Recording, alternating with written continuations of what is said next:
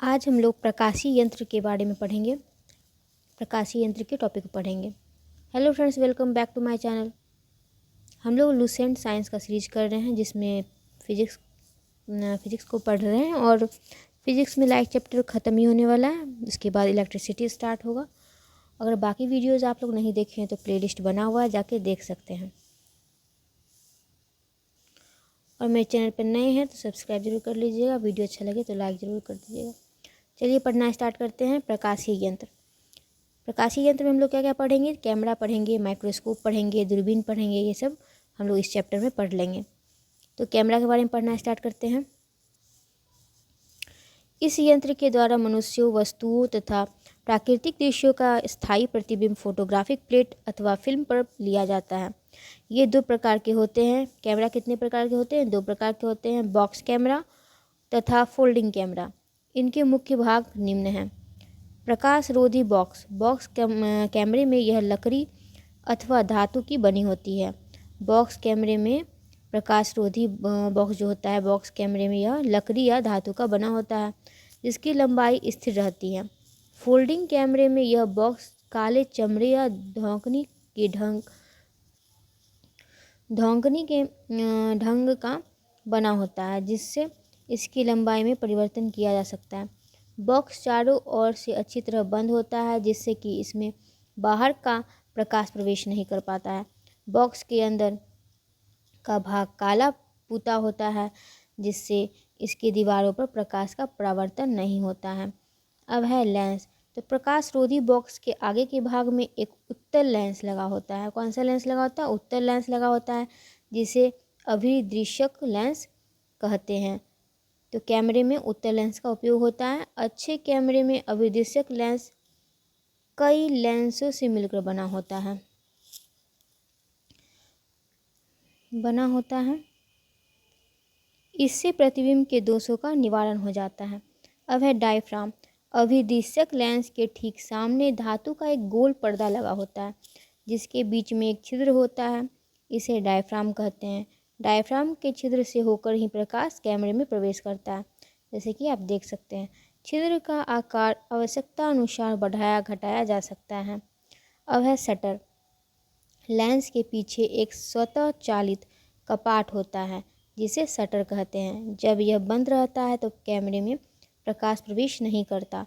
चित्र लेते समय इसे खोलकर प्लेट या फिल्म पर एक निश्चित समय अंतराल जैसे 1/10, 1/50, 1/100 सेकेंड के लिए प्रकाश डाला जा सकता है। इस समय अंतराल को उद्भाषण काल एक्सपोजर टाइम कहते हैं। इसका मान लेंस के द्वारक, एपर्चर, फिल्म की स्पीड तथा प्रकाश की तीव्रता के अनुसार निश्चित किया जाता है। अब है घिसे कांच का पर्दा, ग्राउंड ग्लास स्क्रीन। यह एक घिसे कांच की प्लेट होती है जो कैमरे के पिछले भाग में लगी रहती है। इसकी लेंस से दूरी इस प्रकार समायोजित करते हैं कि इस पर फोटो खींचने वाली वस्तुओं का स्पष्ट प्रतिबिंब देखा जा सके। इसके बाद इसके स्थान पर फोटोग्राफिक फिल्म अथवा प्लेट लगा दी जाती है। अब है फोटोग्राफिक फिल्म। यह सेल्यूलाइड की फिल्म होती है जिस पर जिलेटिन में सिल्वर ब्रोमाइड की पतली तह जमी रहती है। जब इस पर प्रकाश गिरता है तो रासायनिक क्रिया होती है। फिल्म के स्थान पर प्लेटों का भी प्रयोग किया जा सकता है। यहाँ पे कैमरा का पूरा फिल्म यहाँ पे देख सकते हैं पिक्चर। यहाँ पे बिंब बनेगा, यहाँ प्रतिबिंब बनेगा, यहाँ पर फिल्म, और ये कैमरा का पूरा दिखाया जा रहा है। कैमरा लेंस संबंधित कुछ शब्द। अब है द्वारक, एपर्चर। किसी लेंस या दर्पण के प्रभावी व्यास को उसका द्वारक कहते हैं। अब है आपेक्षिक द्वार, रिलेटिव एपर्चर। यह लेंस के प्रभावी व्यास तथा फोकस दूरी का अनुपात होता है। आपेक्षिक द्वारक इक्वल टू लेंस की प्रभावी व्यास बाय लेंस की फोकस दूरी। अब है फोकसीय अनुपात, फोकल रेशियो। आपेक्षिक द्वारक के व्युत्क्रम रेसिप्रोकल को फोकसीय अनुपात कहते हैं। फोकसीय अनुपात इक्वल टू 1 बाय आपेक्षिक द्वारक इक्वल टू फोकस दूरी बाय प्रभावी व्यास। अब है एफ नंबर। फोकसीय अनुपात के संख्यात्मक मान को लेंस की एफ संख्या कहते हैं। फोकसीय अनुपात के संख्यात्मक मान को लेंस की एफ संख्या कहते हैं। एफ संख्या इक्वल टू फोकस दूरी बाय प्रभावी व्यास equal to f by d. आवर्धक कांच या सरल सूक्ष्मदर्शी। अब है मैग्नीफाइंग ग्लास और सिंपल माइक्रोस्कोप के बारे में पढ़ेंगे। यह एक कम फोकसांतर का उत्तल लेंस होता है। यह भी एक कम फोकसांतर का क्या होता है, उत्तल लेंस ही होता है। इसके मुख्य फोकस के अंदर रखी वस्तु का प्रतिबिंब सीधा, काल्पनिक तथा वस्तु से बड़ा होता है।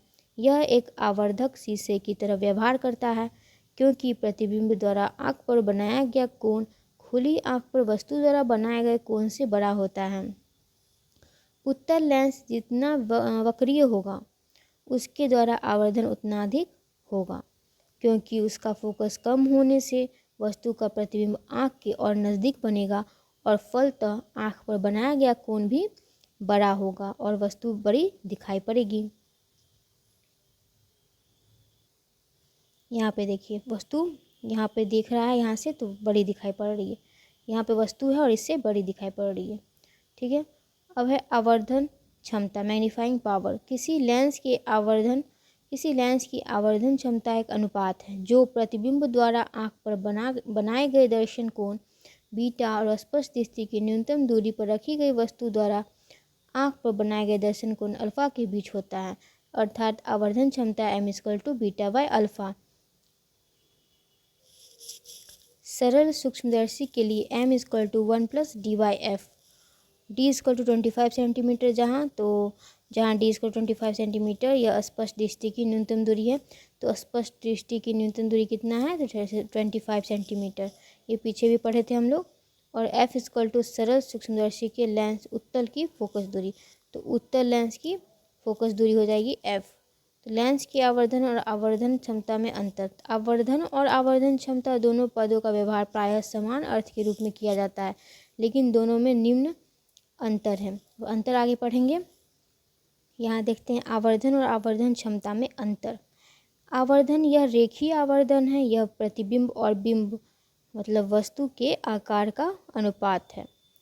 और आवर्धन क्षमता क्या है, यह स्पष्ट दृष्टि की न्यूनतम दूरी पर स्थित वस्तु के सापेक्ष कोणीय आवर्धन है। यह प्रतिबिंब द्वारा आँख पर बनाए गए कोण तथा वस्तु द्वारा आँख पर बनाए गए कोण जब वस्तु स्पष्ट दृष्टि की न्यूनतम दूरी पर रहती है का अनुपात होता है। अब आवर्धन में प्रतिबिंब की दूरी बढ़ने पर इसका मान बढ़ता है। आवर्धन क्षमता में प्रतिबिंब की दूरी बढ़ने पर इसका मान घटता है। आवर्धन में फोकस दूरी के मान के सापेक्ष इसका मान माइनस इन्फिनेटिव से और प्लस इन्फिनेटिव के बीच कुछ भी हो सकता है। ठीक है। तो फोकस दूरी के मान के सापेक्ष इसका मान माइनस इन्फिनेटिव और प्लस इन्फिनेटिव के बीच कुछ भी हो सकता है। जबकि आवर्धन क्षमता में इसका मान केवल डी बाई एफ और 1 प्लस डी बाई एफ के बीच हो सकता है, जहाँ D equal to 25 centimetre, F equal to focus दूरी। प्रेक्षक से स्वतंत्र यह वस्तु की अपेक्षा प्रतिबिंब के वास्तविक आकार पर निर्भर करता है। तो आवर्धन प्रेक्षक से स्वतंत्र यह वस्तु की अपेक्षा प्रतिबिंब के वास्तविक आकार पर ही निर्भर करता है। ठीक है। और आवर्धन क्षमता में क्या होता है, यह प्रेक्षक की स्थिति पर निर्भर करती है। यह प्रेक्षक की स्पष्ट दृष्टि की न्यूनतम दूरी पर भी निर्भर करती है। ठीक है। अब है यहाँ पे आवर्धन एक निश्चित शर्त के अधीन आवर्धन क्षमता के बराबर होता है। इसमें एक शर्त के अधीन होगा और यह आवर्धन की एक विशेष शर्त v इक्वल टू डी है, जहाँ v इक्वल टू प्रतिबिंब की दूरी और d इक्वल टू 25 सेंटीमीटर होना चाहिए। ठीक है। अब हम लोग पढ़ेंगे कंपाउंड माइक्रोस्कोप। ऐसे सूक्ष्मदर्शी को जिनमें आवर्धन 2 भागों में होता है। यहाँ पे आवर्धन 2 भागों में होगा, संयुक्त सूक्ष्मदर्शी कहते हैं, कंपाउंड माइक्रोस्कोप कहते हैं। इसमें 2 उत्तल लेंस होते हैं। ठीक है। जो एक नली में समाक्षीय लगे होते हैं। वस्तु के समीप रहने वाले लेंस को अभिदृश्यक लेंस, ऑब्जेक्टिव लेंस कहते हैं, और आँख के समीप रहने वाले लेंस को नेत्रिका लेंस, आई लेंस कहते हैं। तो आँख के समीप रहने वाले लेंस को ये हो जाएगा आई लेंस, और ऑब्जेक्ट के समीप रहने वाले लेंस को कह देंगे ऑब्जेक्टिव लेंस। और यहाँ पे कंपाउंड माइक्रोस्कोप का यहाँ पर फिगर दिया गया है, इस इधर से देख रहे हैं वस्तु, तो कैसा कैसा बदलाव हो रहा है इसके बारे में यहाँ पर दिया गया है। आगे हम लोग और पढ़ेंगे। यहाँ देखिए, अभिदृश्यक लेंस का द्वारक एपर्चर एवं फोकस दूरी दोनों नेत्रिका लेंस की अपेक्षा छोटा होता है। ठीक है, इन दोनों लेंसों की फोकस दूरियाँ कम होती है। दोनों लेंसों को नली के अंदर इस प्रकार समायोजित किया जाता है कि अभिदृश्यक से बना हुआ प्रतिबिंब नेत्रिका लेंस के लिए वस्तु का कार्य करता है, जिसका प्रतिबिंब अधिक आवर्धित स्पष्ट दृष्टि की न्यूनतम दूरी पर बनता है। अब है संयुक्त सूक्ष्मदर्शी की आवर्धन क्षमता, magnifying power of compound microscope. संयुक्त सूक्ष्मदर्शी की आवर्धन क्षमता है m0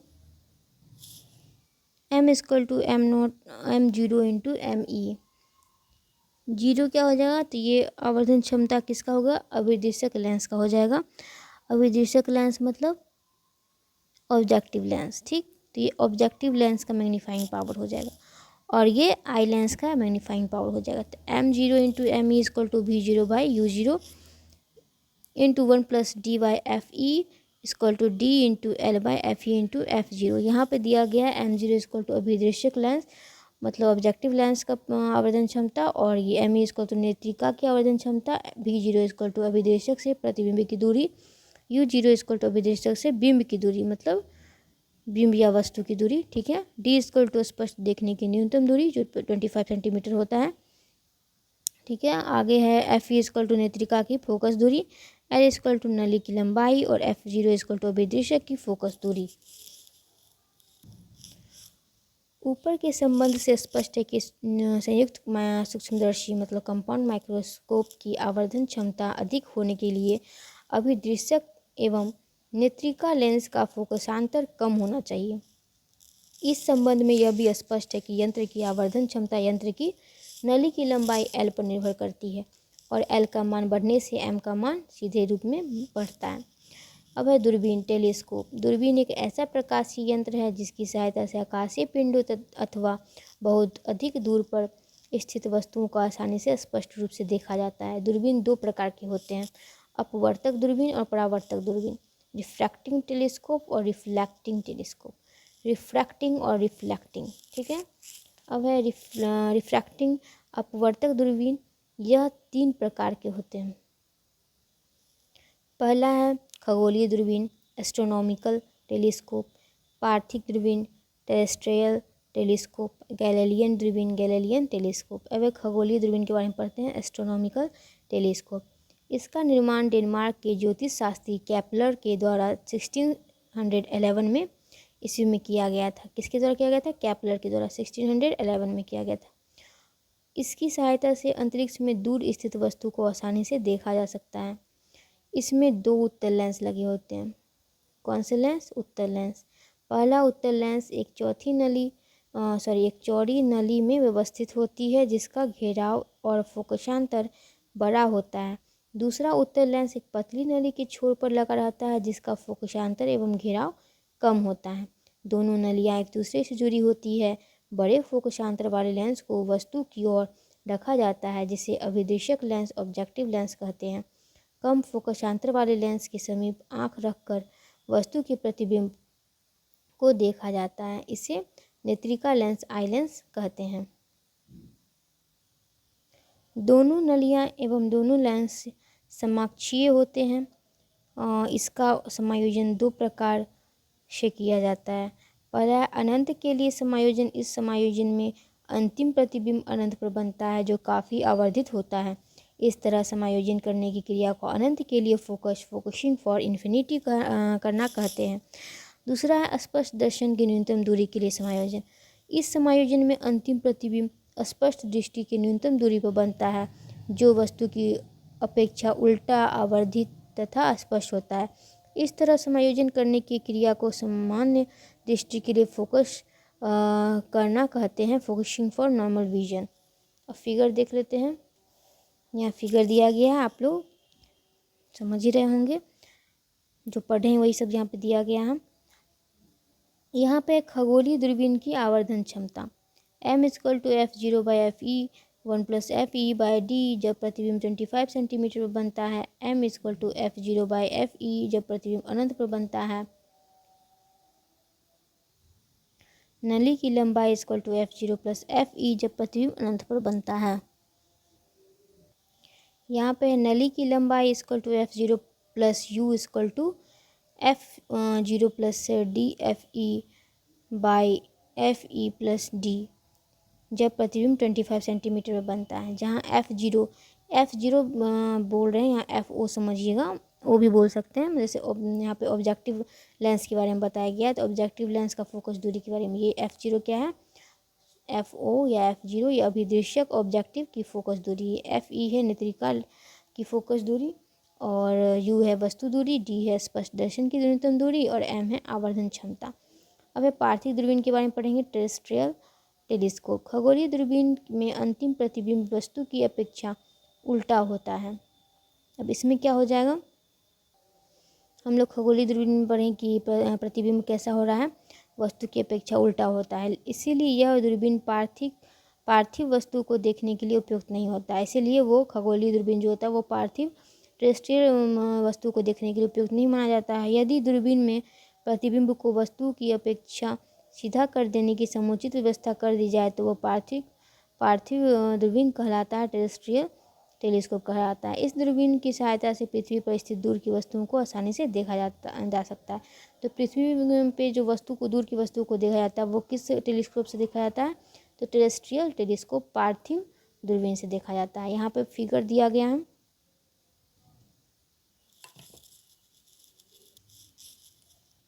इसमें प्रतिबिंब सीधा तथा काल्पनिक बनता है। इसमें प्रतिबिंब कैसा बनेगा, सीधा और काल्पनिक। इसका समायोजन भी दोनों प्रकार से किया जाता है। इसमें 3 उत्तल लेंस लगे होते हैं। अभिदृश्यक तथा नेत्रिका के बीच एक अधिक फोकस दूरी का उत्तल लेंस लगा रहता है, जिसे प्रतिबिंब को सीधा करने वाला लेंस कहा जाता है। पार्थिव दूरबीन के लिए आवर्धन क्षमता m=FO/FE 1+FE/D जब प्रतिबिंब स्पष्ट दर्शन की न्यूनतम दूरी पर बनता है। m=FO/FE जब प्रतिबिंब अनंत पर बनता है।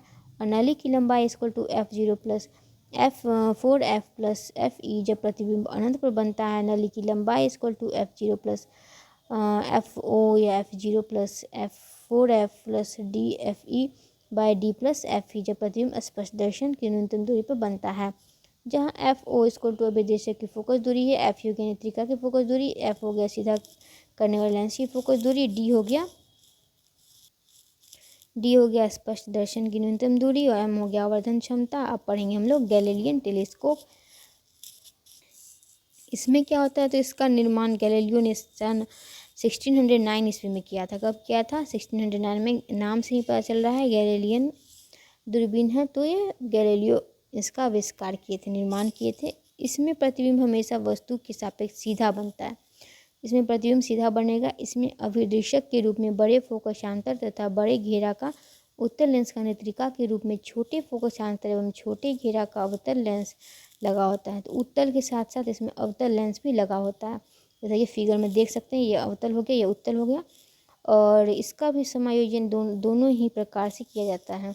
यहाँ पे गैलीलियन दूरबीन का फोटो देख रहे हैं आप लोग, तो यहाँ पे ऐसे देख सकते हैं। फिर आगे है गैलीलियो दूरबीन की आवर्धन क्षमता जो हो जाएगा यहाँ आवर्धन क्षमता गैलीलियन दूरबीन की क्या हो जाएगा, तो m=FO/FE जब प्रतिबिंब अनंत पर बनता है।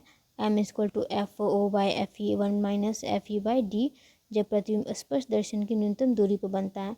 नली की लंबाई FO-FE जब प्रतिबिंब अनंत पर बनता है। नली की लंबाई FO-U=FO-FE/D/D-FE जब प्रतिबिंब 25 सेंटीमीटर की दूरी पर बनता है। तो इस तरह से आज का टॉपिक हम लोग ख़त्म कर लिए हैं। तो हम लोग का लाइट चैप्टर आज ख़त्म होता है। नेक्स्ट चैप्टर है, आप लोग देख रहे हैं यहाँ, इलेक्ट्रिसिटी, विद्युत, स्थिर विद्युतिकी। नेक्स्ट टॉपिक में हम लोग पढ़ेंगे नेक्स्ट वीडियो में। उससे पहले वीडियो को अच्छा लगा हो तो लाइक कर दीजिए, नहीं अच्छा लगा हो तो डिसलाइक ही कर दीजिए, आपकी मर्ज़ी। और नए हैं तो चैनल सब्सक्राइब कर लीजिए ताकि आगे आने वाले वीडियो का अपडेट आप लोगों को मिलता रहे। Thanks for watching, keep smiling, keep learning.